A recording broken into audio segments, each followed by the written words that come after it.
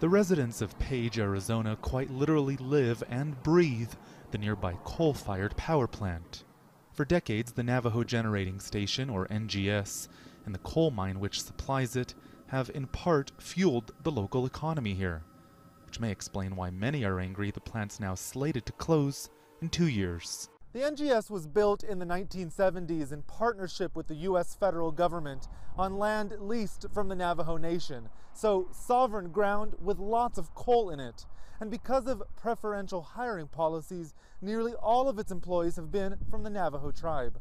Nobody actually came to the community and told them what was going on. Jerry Williams has worked at NGS for 35 years. He's also president of the local Navajo chapter. I think the community didn't really understand why, somebody would pull the plug on something that's been performing, some that's been there for years. The plant's operator and co-owner, SRP, an Arizona public utility, says other sources of energy, like natural gas, are now significantly and consistently cheaper. We've estimated that if we were to continue operating the plant beyond 2019, that we would lose collectively between $100 and $150 million annually. A bill, he says, SRP's customers, the public, would have to pick up. U.S. President Donald Trump has positioned himself as a champion of the coal industry. He courted its workers during his campaign, and last month signed an executive order to roll back Obama-era regulatory policies.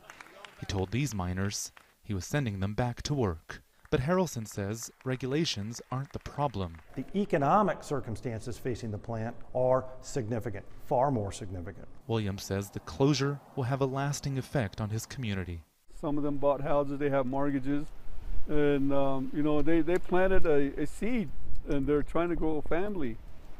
And they're going to be forced to relocate. SRP says it has explored options in talks with Navajo elders to keep the station operational. Ultimately, none of those alternatives or approaches were going to outweigh the significant economic loss we were going to experience by staying with coal as opposed to other resources. He says coal could still be economical in some places, just not here. Roee, Ruttenberg, CGTN in Page, Arizona.